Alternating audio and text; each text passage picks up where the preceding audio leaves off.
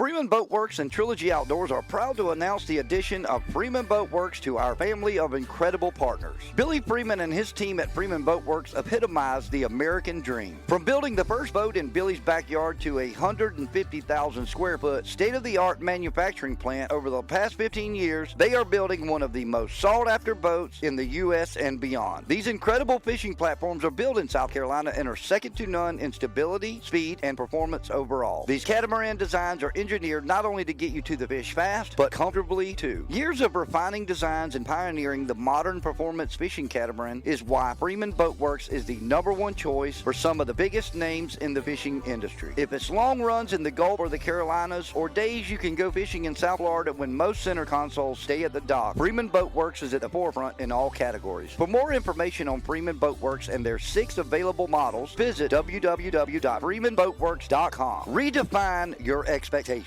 In Myrtle Beach, you always go at your own pace. Lie out on the sand, lie out by the pool, go boogie boarding, go surfing, walk the boardwalk, walk the marsh walk, golf at one of 90 golf courses, mini golf at one of 50 mini golf courses, fish off a pier, fish from a chartered boat, go shopping, get drinks, eat the freshest seafood. The list is exhaustive, but the experience isn't. You can go all out or do nothing at all. How you relax is up to you. There is so much to do and explore, whether you're traveling with friends, family, or just yourself. With 60 miles of beach, you're going to find your place. If this sounds like what you need, then this is where you belong. Hey, folks. Little Ted Nugent there, bring us back from the break. This is the Southern Anglers Radio Show, coming to you live here from the Toyota Tundra Studio, presented by Sparks Toyota, where the dealer's always in. And by Key West Boats and Marshall's Marine up in Lake City and Georgetown, where every day is a boat show. Every day, and Express Electrical Service, our good friends over in Conway. And, we're bringing somebody else that wears a Marshall's Marine emblem into the house. And that is the one and only JT Thompkins is now sit down with us, and he brought a friend with him. This guy is just somebody he met out there fishing. It's just, struggles every week, chases around and chases one of them green fish, and his name is Trey Mckinney.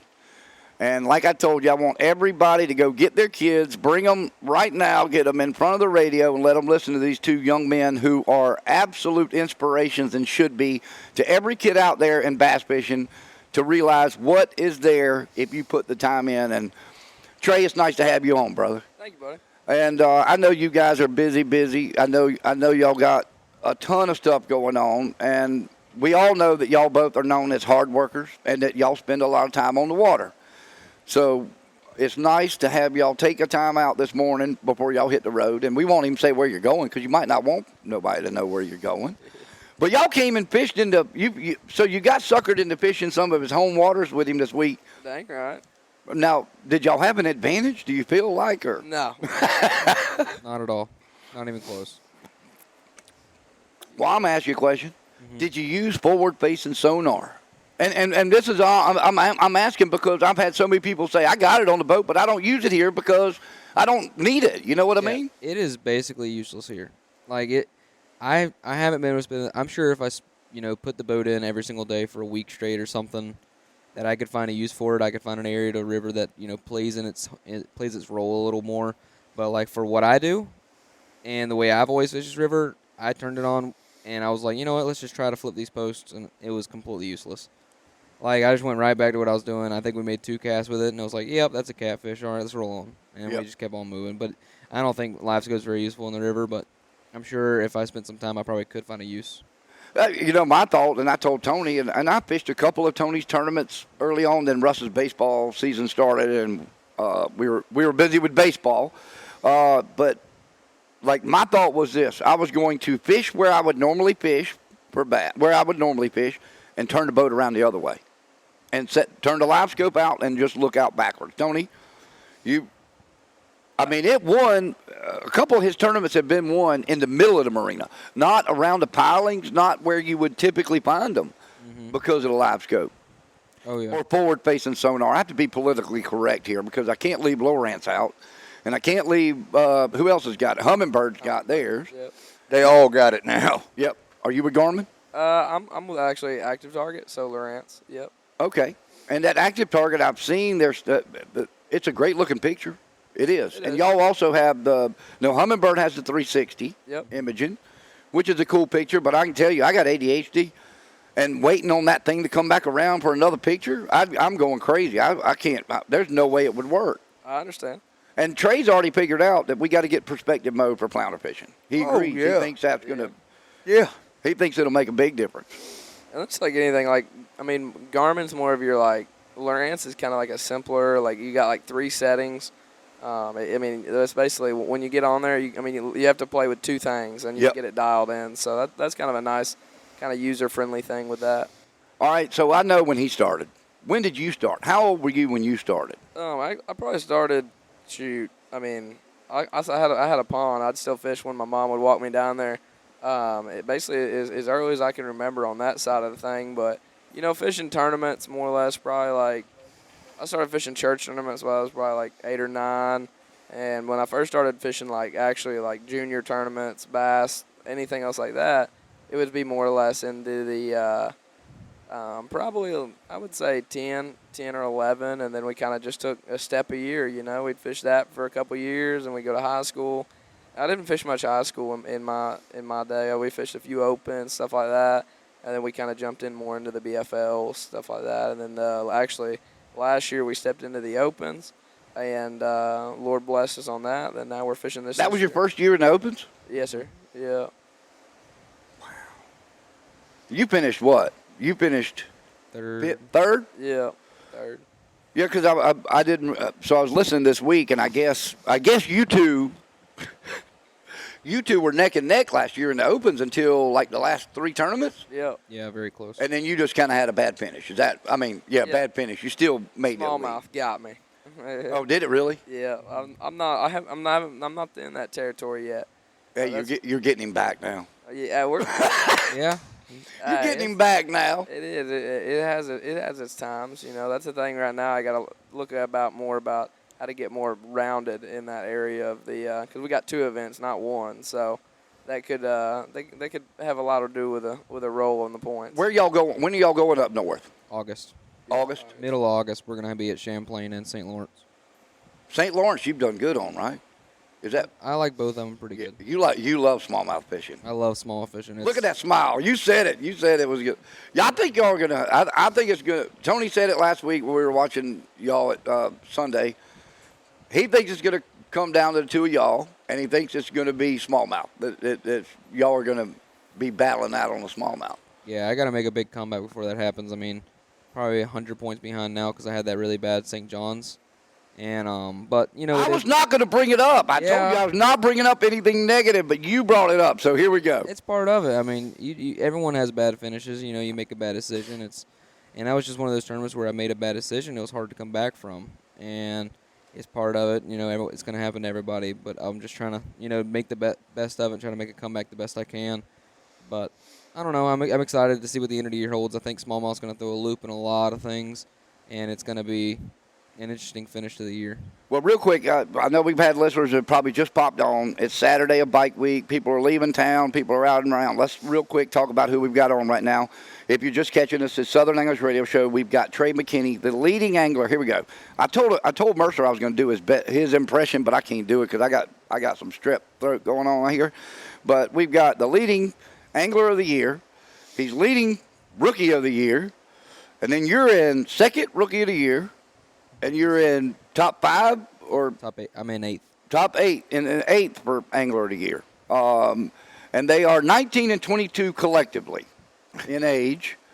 So anybody that doesn't think that youth and we're talking. Listen, I'll tell you that I had a conversation yesterday on a podcast with my senator, my business partner, and I said that golf and bass fishing are in the same spots right now. And you really, once I tell you, and I say that. And I'm not talking negative because I told you and your mom I wasn't going to talk negative, and I'm not talking negative. But what I'm saying is this. You got the BPT or whatever they want to call himself, Boyd. I can't say what I want to call his last name. But anyway, you got him over there, and then you got the Elite Series that have split and that have done this. And then you got Live Tour, and you got the PGA Tour that have done it to golf. And then Then you've got the fact of the matter is, the young golfers are incredible. Have you seen? We had a 16-year-old here last week on the PGA Tour, finishing the top 15th. Here. Yep. Blades Brown was here for the PGA Tour event at the Dunes Club, and finished, I think, in top 15. Youth is, I mean, at the end of the day, you guys are tuned in, you're dialed in, and you're concentrated, and you're focused, and you're putting the work in. And that's, first and foremost, I got to say, is putting the work in. And you and I have talked about that for years, how much time you spend on the water. And I know you spend probably as much, if not more, than him. But that makes the biggest difference. You can do whatever you want to. You can cry about electronics. You can cry about somebody telling you where to fish. You can cry about all those things you want to. But at the end of the day, if you're on the water, I'm scared of you. Mm-hmm. If Jason Burton out there is on the water, and I know we got a flounder tournament or a redfish tournament next week, I'm scared because I know he's on the water. Me and Tony don't get to fish much. But where the state of both of those, both of y'all sports is in a spot where I think it could go one or two directions. I think with bass fishing, it's starting to trend this way. And I'll say, I really do. I think once FFS finally shuts, people quit whining about it, I think bass fishing is going this way. Because I want my son, who was excited as heck this morning when he heard JT was coming. He loves JT. But when he decided he was coming. But I want kids like that to continually to be influenced by you guys. And listen, I might not be able to afford to send Russ to go do what y'all have done. You've had incredible opportunities. And I also want to say this. You both give credit where credit is due every time you're on stage. You don't ever go, this is me, me, me. It's always about your mom. It's always about how they've supported you. Yep. It's always about your parents and how they've supported you. And that just speaks volumes about the gentleman that you are, the young men that you are, and realizing that, hey, it's an opportunity that not everybody gets. And then to be good at it is another thing. Yep.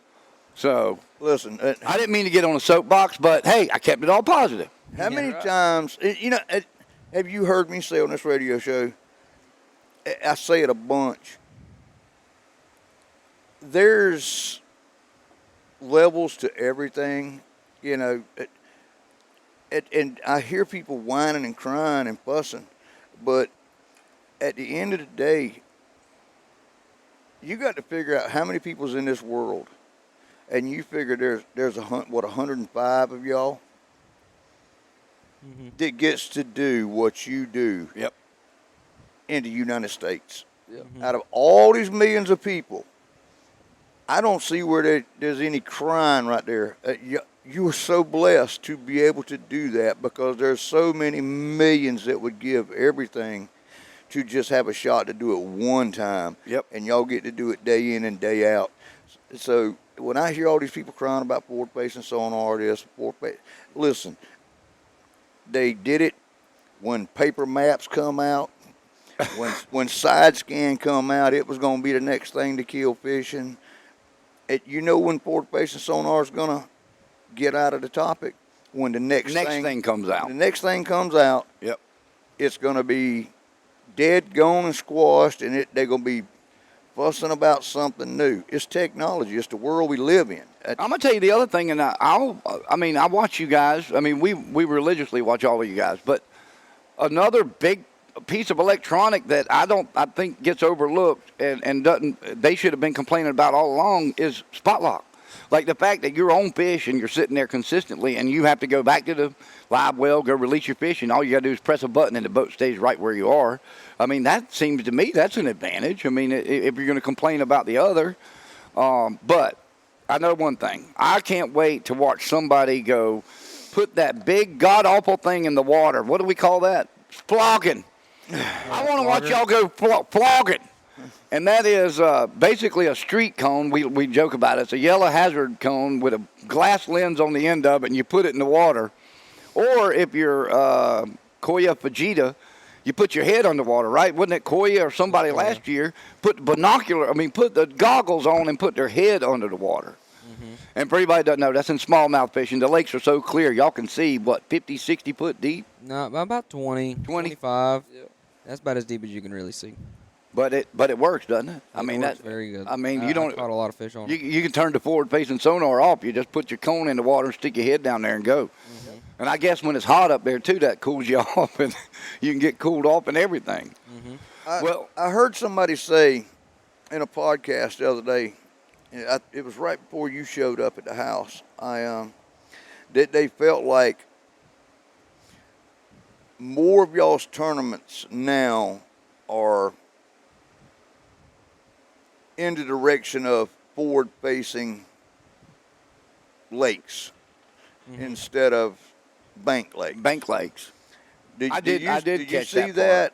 Y'all, what do y'all think about the schedule? I mean, do you think it sets up for a forward-facing sonar, or do you think it's I where know the end of the year definitely on the northern swing it definitely sets Yeah, up for sure. for forward facing. But it always has. Yeah, it always has. I mean, Up there. you never want to send us there when they're spawning. It's not a good idea. But the thing that I see this year is we've definitely visited a lot of these lakes during the time where live scoping has dominated. I mean, Fork was purely forward-facing sonar, Toledo forward-facing sonar, and then all the others have been pretty much forward-facing sonar dominated, and that's just part of it. I mean, and when you go to these lakes at the time we go, it's just a part of it. If they want to really fix it, they need to work on the schedule. Either send us to, Arkansas rivers, Winyah Bays, places where you almost have to fish the bank year-round. That way you don't get a schedule during specific weeks. And then, mix in a river here and a river there, and then mix in some other small things in other places, and then you could really get something done. But, yeah, we've definitely seen a lot of live scoping, but I think that's just part of it. It's going to happen a lot more.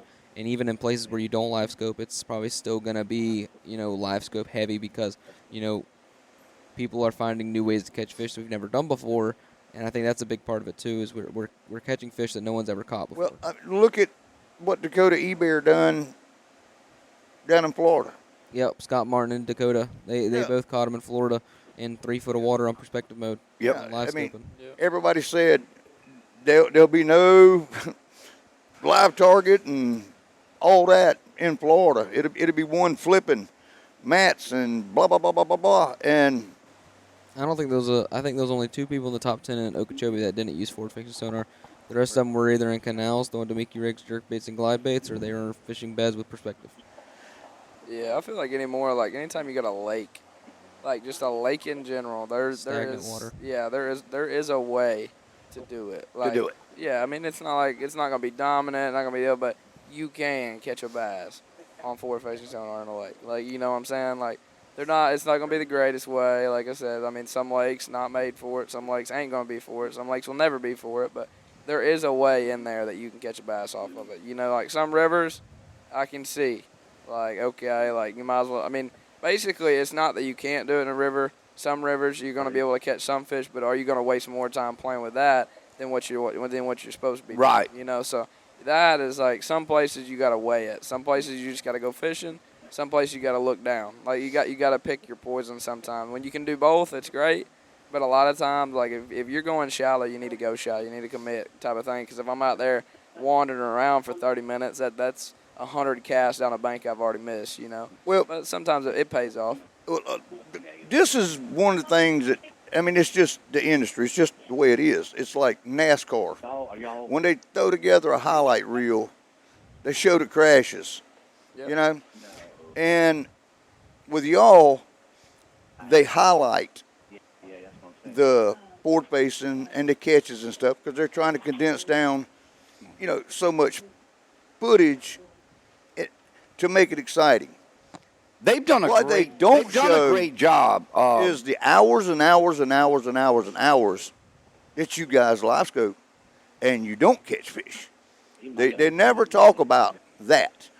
But that doesn't sell product, basically what I'm saying. Yep. But there's so many, there's a lot of times you can turn that live scope on and it does you no good at all.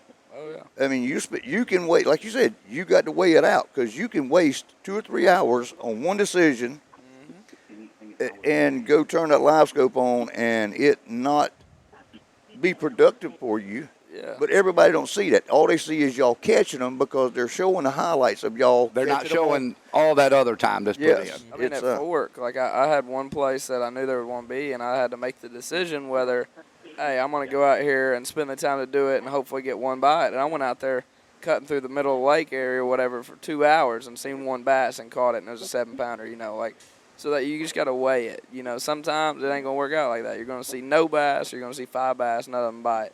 You know, it's weighing the odds on it. Sometimes if you get distracted, sometimes it can be a hurt. Sometimes, you know, you get distracted and catch 1 4-pounder that you want to caught. It's just, it's all about, it's a chess, you know.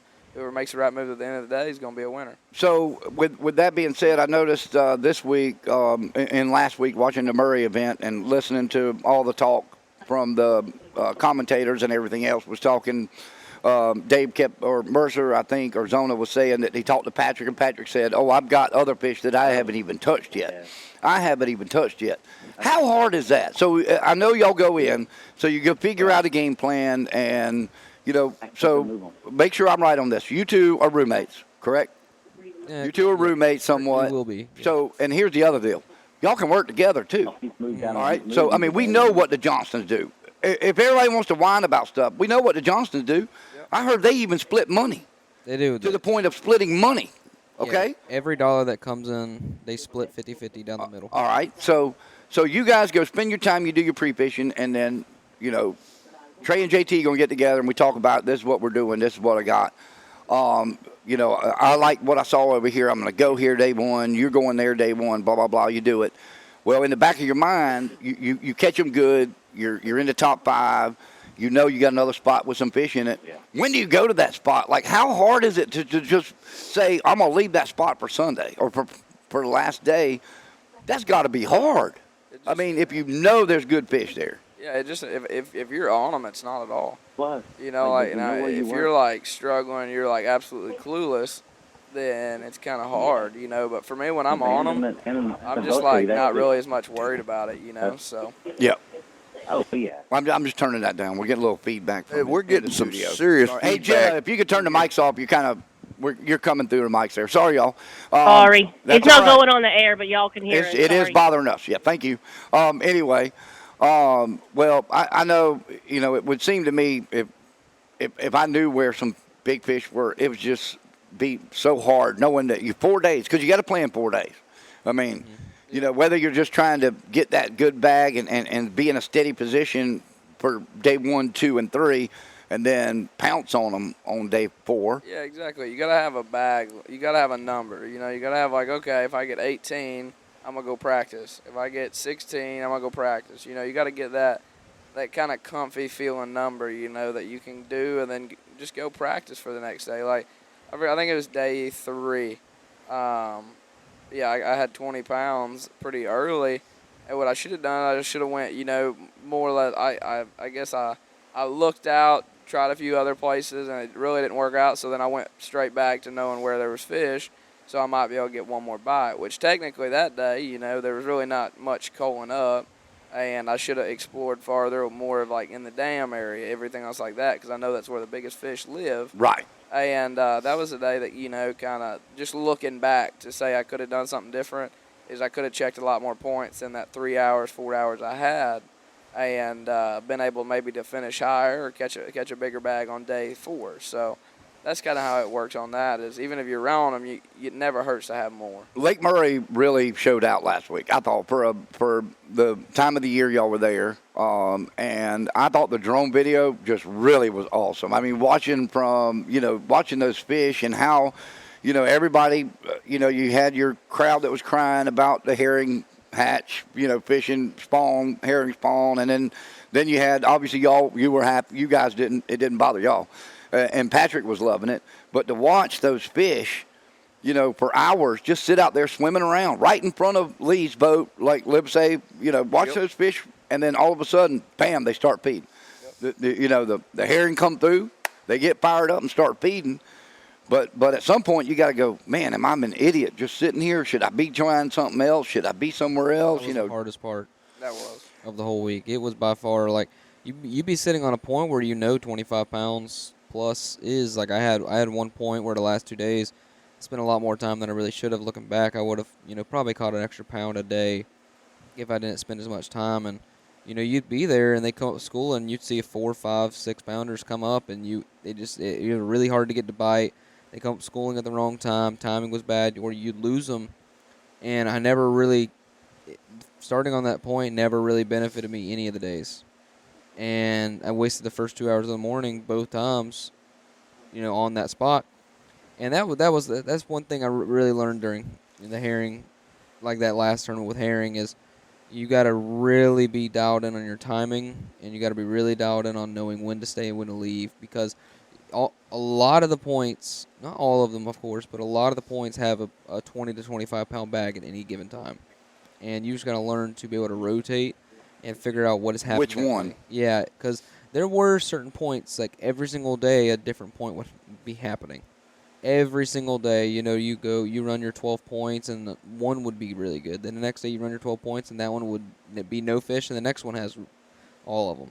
So running a lot more water early, that way I could put a good point in my rotation earlier, and that was a big deal because I found one point the last day at like 11 o'clock, and then I rotated it twice to where if I would have left it earlier and got to it around 8 o'clock, I could have rotated it 2 more times. I caught 2 more 4-pounders, and that's 4 4-pounders, and that would have put me right at 20, 21. Right. And I would have moved up a spot. And that's part of it. That's one thing I had to learn was, you gotta weigh your pros and cons at any given time out there, because it is a very difficult thing to do. I've always said that fish management is probably the hardest thing about it, because you see guys all the time that do it. They get on a big bag the first day, and they want to sit there and just crack.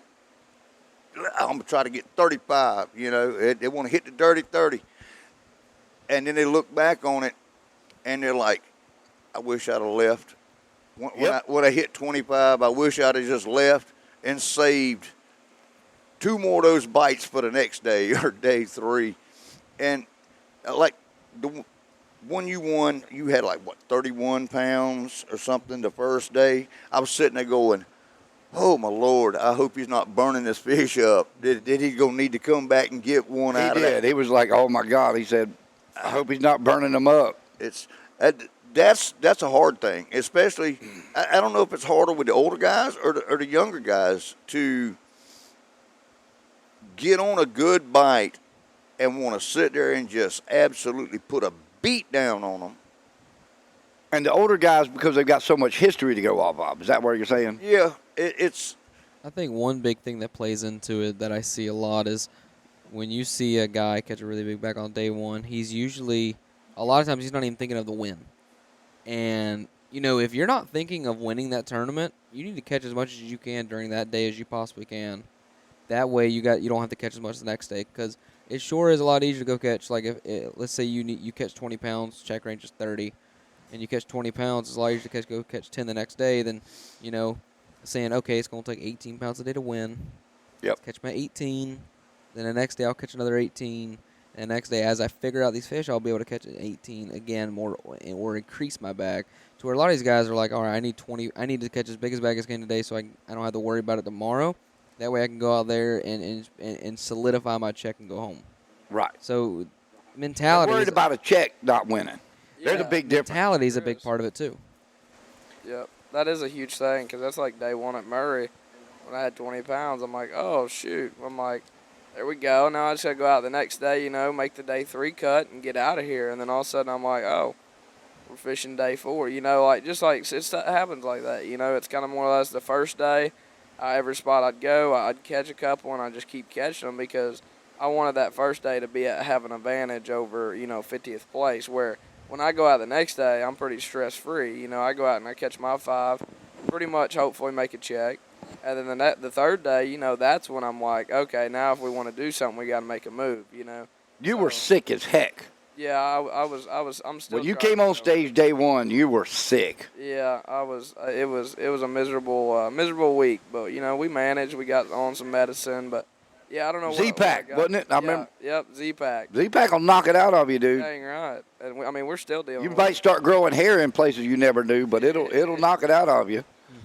And you did have a good tournament down. You did have a great tournament up there, and your number one fan, your mom came. I saw her. Yep. Brought you meds and taking care of you, and that's important. I know how important Miss Angela is for him.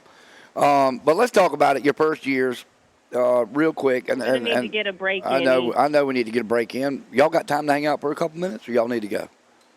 You got time to hang out for a quick break, and then we'll come back? All right. I want to talk to them about the best and worst of their first year. I want to hear all the bright points so far. And sorry, I'm about to choke to death over here. But anyway, we'll come right back on the other side of the break. Y'all don't go anywhere. We got Trey Mckinney and JT Thompkins here with us on the Southern Anglers Radio Show here on Gator 107.9. Michelob Ultra and Myrtle Beach wholesaler Southern Crown Partners Incorporated know our consumers enjoy relaxing days on the water with Mick Ultra's crisp and refreshing taste in hand. It's important to remember to drink and boat responsibly. Choose to be or to designate a sober skipper before leaving the dock. Do it for your family and friends, your passengers, and everyone else on board. Michelob Ultra salutes all sober skippers who take the pledge. Cheers, and we'll see you on the water. All right, fish heads, welcome back to the Southern Anglers Radio Show, coming to you live via the Toyota Tundra Studio, presented by Sparks Toyota, where the dealer's always in, And by Key West Boats and Marshall's Marine of Lake City and Georgetown, where every day is a boat show. every day, and by our good friends over at Express Electrical Services in Conway, taking care of all your needs. And I'll tell you what, really cool thing, actually, helping JT right now, and Trey went through radar, looking at future radar, and I was telling Trey, when you're an offshore fisherman, we make sure we're good friends with our radar, and we pay close attention to the weather. I'll tell you, the weather app from Weather Channel is a great app. It really is. Download that app. And also that buoy data app for winds is another one. I have a lot of people messaging me wanting to know what we use for forecasting for trips offshore. I go off that buoy data, but I know Sailflow is another great app, but it's that time of the year. I know everybody's trying to get offshore and chase dolphin and load up the freezer with some good old mahi-mahi right now. Well, make sure you pay attention to that weather and get out there and get back safely. Real quick, I want to also mention while we're here, Crazy Sister Marina has added a new head boat. They got a new head boat, half-day trips, shark trips, kids trips. It's going to be a great boat. They'll be launching that thing probably in the next week, getting ready for summer. And Captain Randall will be back running that boat. And if you've never fished with Captain Randall's one of the best fishermen here in Murrells Inlet and is definitely going to get his clients on fish. But we're going to continue on. Our friends from the Bassmasters Elite Series, Trey and JT, have decided that they give us a little bit longer, and then they got to go pack up and hit the road. I think they looked at the radar and said, we gone. But I want to challenge y'all. So I want y'all to go have a great year and finish first and second any way y'all want to for the year and points and everything else. And then when y'all come back next fall, I want to have y'all come do a show with me, and we're going to go fishing. Now, see, I got this rigged up. I can run all this on my boat. So we'll go do the show and fish from the boat. Now, that's fun. I'm telling you, we've had a blast doing it, and I would have taken y'all to do it today. But we'll come back and we'll have a little fishing contest. We'll have us a little tournament. Somebody we'll have us a pair. We're going to split y'all, obviously. We ain't putting y'all on the same team, although that might be the way to do it out there. But we're going to split y'all, and we'll come up with teams and have a good little. Maybe they can show us how to do perspective mode on this boat right here. I guarantee you between the two of them, we can figure it out. But, yeah, we're going to challenge y'all to come back. But let's talk about it. It's your first year out there on the Elite Series. There's a lot of things. When JT was with us back in February, I think it was February, was it? Maybe January, whenever we were at Waccamaw Outfitters. Heck, it was December. And we were talking about, visions for the year.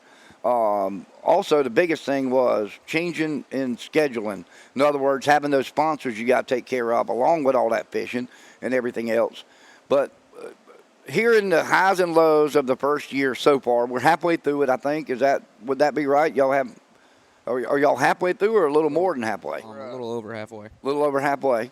What have been some highlights? I'm going to start with you, Trey. What's the highlights of the first year? And you can throw out a low if you want to. Throw out lows. It's up to you. I mean, there you go. definitely. So right now, of course, I mean, Fork was definitely one of them tournaments that you'll never forget. Oh, really? You mean where you got a century belt? You mean, hang on, where you became the youngest person ever to win a Bassmasters Elite event? Yes, sir. You know, it was kind of one of them deals where when they say it's your time, it's your time. We really saw it there, more or less. It was kind of one of the deals where I didn't hesitate nowhere. I pull up to a place and it just felt right. You know, it's kind of some places I get somewhere and I'm like, oh my, here we go. Like, I don't even know what I'm doing, what's going on. You know, I don't have a good feeling about it, whatever about it. And that lake was just kind of a, you know, I didn't really think much. It just happened, you know. So if I thought about it, I would start looking around and I'd be like, let's go over here. You know, and then I'd be like, no, let's go over here. You know, how it's just kind of it's crazy how the Lord gives you a feeling sometimes, and you got to follow it. You know, you can't second guess yourself. You got to follow it. And I'm really glad we did there. That was an unbelievable time we had up there. Yep, no doubt about it. You did have a great time. All right, brother, how about you? Yeah, I mean, Harris Chain had to be, you know, pretty much the top for me. I mean, I felt like I was probably the most dialed in I've been in for a tournament in a while. I knew I was around the right stuff. I just couldn't put, you know, it was just one of those times where, you know, certain things just weren't going right to be able to, you know, close the deal and win one. But probably one of the most fun tournaments I've ever had. I was able to catch them on a big glide bait on 25-pound fluorocarbon. Then later in the day, go fish a jig and brush piles for, you know, a more 20-pound fluorocarbon, boat flip most everything. And, you know, anytime I can do that, I feel comfortable. I have a ton of fun. And Harris Chain, I've had a lot of history there.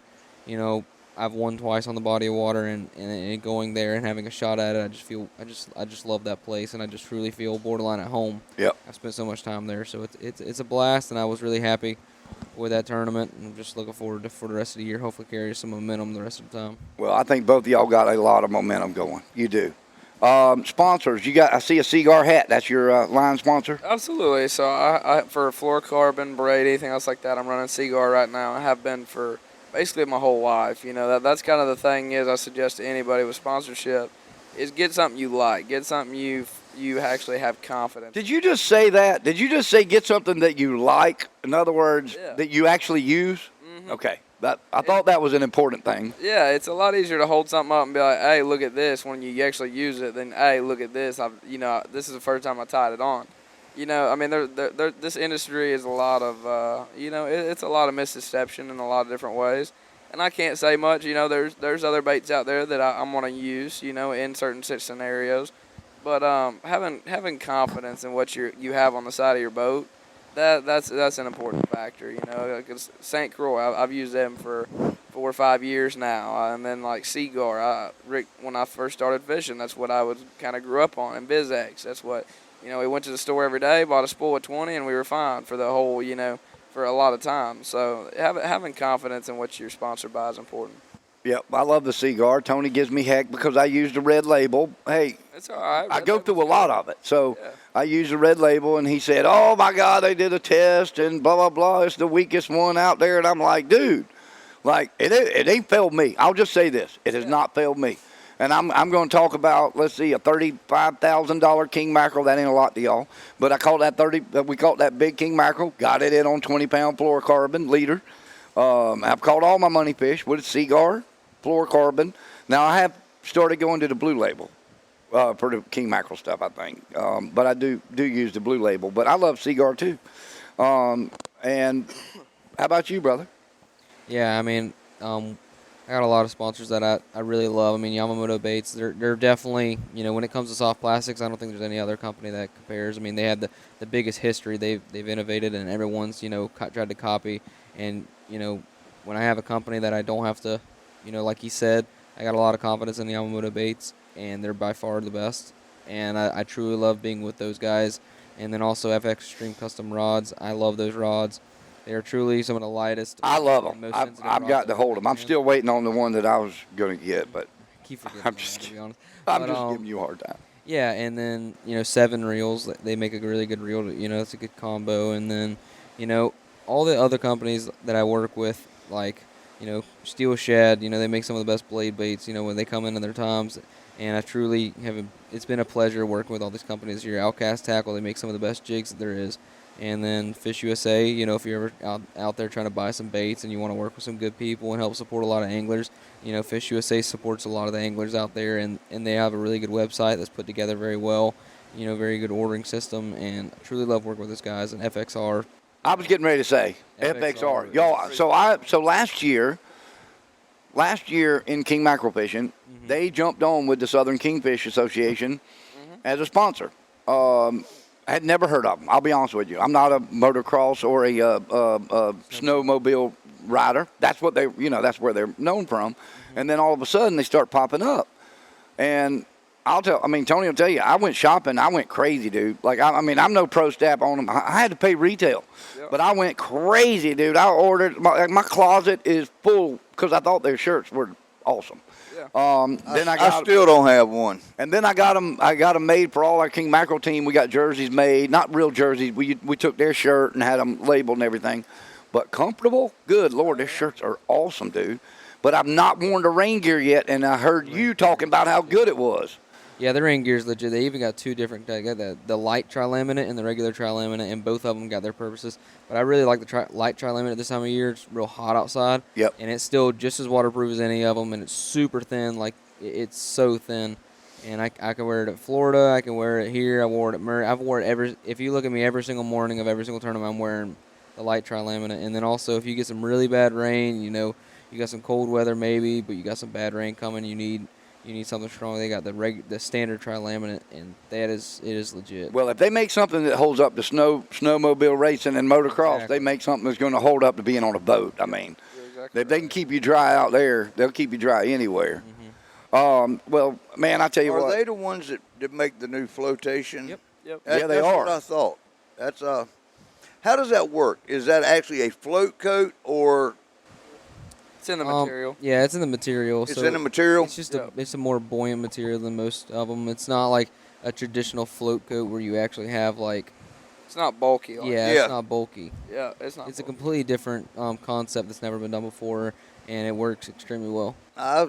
What I've seen on it, it looks pretty fantastic. I'd like to have it. It does. It looks great. And my key is this. I bought another brand, paid a lot of money for it, and was all excited about it because I got it in February of the year I got it, and it was perfect February, March. But in April, I put that son of a gun on, and I ain't got much weight to lose. And I put it on, and it was raining, and I think there was more sweat on the inside than there was rain on the outside. And I'm going to have to check out that FXR, that lighter one, because I love their stuff. I mean, Russ has got every hat they make. We got all their stuff. We finished second for the contingency money. They had a pretty big contingency money that they had for the King Mackerel Series, and we finished second for Angler of the Year. Our team did. We would have won a deal with them, which would have been nice. I mean, everybody wants a deal, especially with apparel. That's good, you know. Yeah. Just give me cost. You know, I ain't like y'all. I'm not out there promoting it every day like y'all can.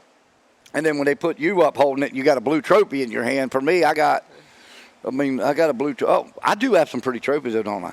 Yeah. I got to show you this thing. I got to brag on my buddy because I know he's listening right now, and that's Father and Son's Welding. But you got to check this trophy out. We won this last year. This is the Spanish Mackerel World Championships. That is the T-top on a boat. Isn't that awesome? That is. Mm-hmm. That is beautiful. He has made 5 of the trophies for 5 trophies for NASCAR, and he's right over in Conway, or Aner. He's out in Aner.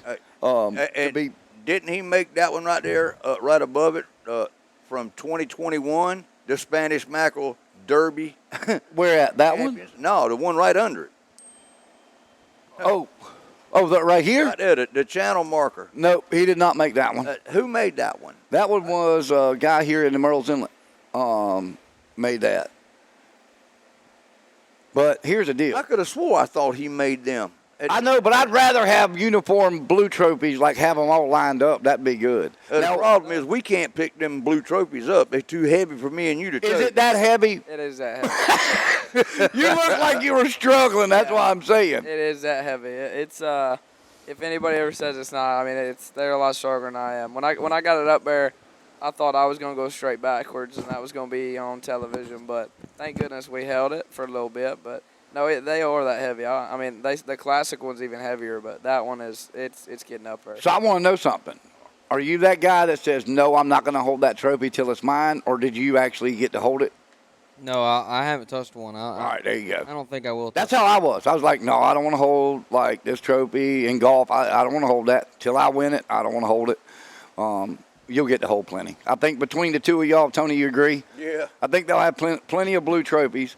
And then what's that other one? They changed the name of it, right, for the Classic. Who's it? It's named after The Ray Scott. Yeah, the Ray Scott Trophy now, isn't it? Yep. You think we might see one between the two of them? Yep. Yep. You were quick with that answer. Yep. We got some time. If we continue to make the Classic, I mean, that's every year you get a shot. So. You got some time. You're the only person that has a chance of catching Rick Clunn. Yeah. You're the only person. I mean, there's no doubt. Somebody was running the numbers, and like you have to fish some X amount of tournaments and everything else, but you're young enough that you have a chance. But here's I mean, you've got the elite schedule. You see these guys that are going and fishing in PFL this week, which seems to be some good money too. Yep. But if you're focused on your job, which is the Elite Series, being a professional bass angler, but if you're focused on that, you're spending your time learning that and getting that figured out. You don't have the time to go to these other lakes. I mean, Hartwell is, I guess maybe if they're going to lakes that already, than getting in. But it just seems to me that you're going to spend your time working on, where your bread's buttered. I guess that's the best way to say it. Exactly, and if you put so much time in, there's only so many lakes in this in the U.S. that Right. we're going to. So if you put a lot of time in, a lot of future investments of where we're going to be going in the future, shoot, we can get dialed in, get everything scanned, look at a lot of stuff, have waypoints before we get there on just being able to scan, feel the lake, get used to the lake. That's important. When we show up to a lake, we be like, you kind of already got a feel for it. That's going to be another question I want to ask you. I don't mean to interrupt you. How fast can you actually go in your boat and scan? I mean, there's a bunch of ways to do it. JT would know a lot more about that than me, but I'm scanning at like 5.6. I'm usually scanning at 5.5 mile an hour or something like that. If it's getting real serious and I'm like really trying to find them and I feel like this right here's got them, I'll slow down to 4.5, something like that. But I'm usually 5.5, 6. I've heard people say that they can scan on pad. You can. Like I said, he would know more about it. It's how you do your transducer and what you have. If you have a Lowrance or a Hummingbird or however that setup is. Yep. So you got to have that. If you're going to be running, you got to have that transducer set up in a sweet spot, obviously, where it can read while you're running. Is that? Yeah. So most of the time, whenever people are talking about scanning, Because you rigged your boat. Yeah, Yeah. a lot of my boat I rigged, and then I got it rigged a second time, and then so basically a lot of what they're talking about is a sonar just through the whole transducer, like an Airmar or something like that, and that's what I have on my boat is a through the hole, and whenever you put it on plane, you can kind of you can see the bottom really well and kind of tell what it is. So when you go to places like Florida and you're trying to break down 5 lakes in a couple days, what I like to do is number one, I'll just drive the perimeter of all 5 lakes the first day if I can. And just put it on plane, run about 35, 40, and then every single time it either comes up, find a little shell bed or find a little grass patch or something like that while you're on plane. And it saves you a lot of time and sitting there scanning at 3 mile an hour compared to 30. You're covering 10 times the amount of water. And then once you find the little areas that's got enough structure you feel like you're confident in, that's when you break down and slow down and use your side scan. And that's kind of the way I like to break it down. But yeah, mounting your transducers is a big deal. You need to know how your boat runs, how it idles. That way, whenever you're mounting your transducers, the way the current rolls around it. That way, you have the cleanest picture you can get. And but the through the hole sonar is definitely probably the best, as in when it comes to having a sonar on your boat that allows you to, find different things. Because I don't know how many times I've been just driving down the lake, and since I know I have it, I'll drive down the breaks. Where I know the fish are probably going to be, I'll just drive down the breaks. And all of a sudden you'll see it just jump up, or you'll see it dip down, and it'll be the depression, little hump, stump, grass, rock, whatever it may be, and I can see it. And it's definitely put a lot of I found a lot of spots and it's put a lot of fish in the boat. And you go back and concentrate on that. You see it quick. That's how I am offshore. If I'm looking for a bottom fishing spot or something new and I'm running and I see, all of a sudden it'll come up 8, 10 foot, 12 foot like a big ledge, I'll mark it.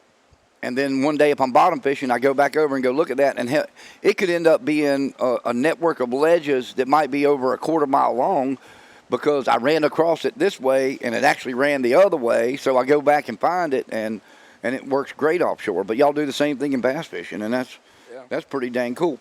All right, well, last thing I want to ask you, and then I got to get the boys back in here to close the show in a minute. But if you could go back, or if you're giving if you're giving advice to a young kid, okay? If you're giving advice to a young kid, what's the best piece of advice? And we'll start with JT over here. What's the best piece of advice given a young kid now that's looking to 12 to 13, that's thinking about getting into bass fishing? What's the best advice you can give them? I still think the best advice I've ever been getting is work as hard as you possibly can and outwork everybody around you, because that is going to come out to typically be the number one factor in everything. Hard work gets you a lot of places. Yep. It's gotten me a lot of places. I'm not no genius. I'm nothing like that. I do work hard, and I feel like it's gotten to me where I'm at. And then also, pay attention, do research. I think research and hard work are going to get you further in the sport than anywhere. And I truly love, the sport for that, because it's still, a hard work. Everything you do, you will, get back. You will get back for it.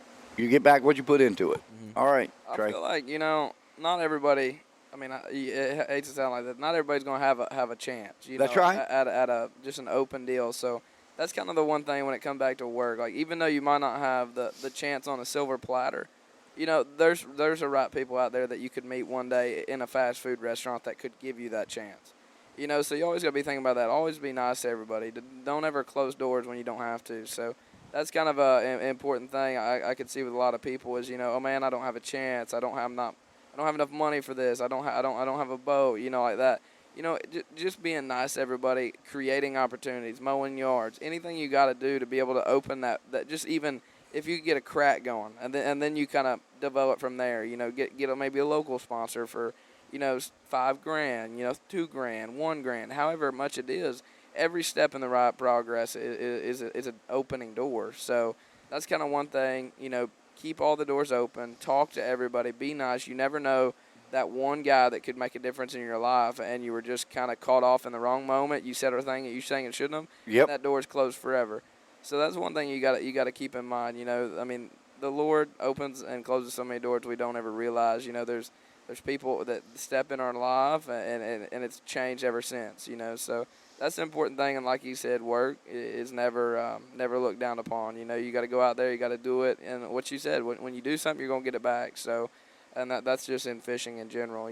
Every hour is another plus. So. Absolutely. That is it for me. Kind of just keeping your head up, keeping it straight is an important thing on it. Well, I can't thank both of y'all enough. Trey Mckinney, JT Thompkins, Bassmasters Elite Series anglers, great kids, great young men. I didn't mean to say kids, but the fact is, you're a kid, dude. It's all right, dude. You're a kid. Both of you are. Of course, you're getting older, dude. You're 22. I know. I feel you're old. like an ancient. But I got a question, and I'm going to put both of you on the spot. I don't know where y'all fishing next. I haven't looked at the schedule. What's going to be your first bait you fish with? I'm a jig guy. And we're all going to say we're all jig guys, but, there's not too many places you can't go and fish with it. Be honest with you, I could probably go out there and, probably a redfish would even bite a jig. Probably, I would think. You're saying jig. You talking about a jig head with a minnow, or you talking about I'm talking a mop jig? I'm talking pig and jig. I got me a Strike King baby structure jig. And I put a menace on the back, and that's what I throw. That's what I always got. And it's kind of one of them baits that you can go anywhere. Like he said, redfish bite. You could probably go out in the ocean or something with bite. It's one of them baits. It's versatile. I can throw it in 2 inches of water. I can throw it in 30 foot of water. So it's kind of a rod, a lure on the deck. Exactly. What do you got? Going to the place we're going to now, and it's probably my most versatile bait is a Yamamoto 5-inch Senko. Don't matter where you go in the country, it is the most fish catching bait in the world. I've never seen a lake where you couldn't catch a fish on a 5-inch Cinco. Yeah, you'll never see a top 10 without a jig or a 5-inch Cinco in the top 10 of it. And there's a lot of history at this place we're going to next of 5-inch Cincos. Either winning it, top 5 in it. So definitely probably going to be my hand first cast in the morning. Awesome. There you go. All right. Well, listen. Can't wait to see them tied on and the fish. I can't either. End of it. I can't either, y'all. Hey, if you want to follow them and everything that goes on, bassmasters.com, and find out that next tournament. Go give them a follow, and you can watch some great action there. Keep up with these guys. Again, thank you, Trey McKinney. Thank you, JT Thompkins, for once again joining us. And Jenna, we're going to take a real quick break. I'm going to switch, bring the boys in here, let them promote themselves real quick for charters. And we'll be right back on the other side of the break. This is the Southern Anglers Radio Show on the Gator 107.9. Trilogy Outdoors Podcast is a product of Trilogy Outdoors Media. All views and opinions of our hosts and guests are not necessarily those of our sponsors. Trilogy Outdoors is produced and edited by Trilogy Outdoors Media. Be sure to follow us on all the podcast platforms as well as our social media pages on Instagram, Facebook, and Twitter. And also, don't forget our other brands, Southern Anglers Radio Show and Walk 'Em All Outdoor Magazine. To find more information, visit TrilogyOutdoorsMedia.com. And remember, if it's anything dealing with fins, fur, and feathers, you're going to find it right here on Trilogy Outdoors.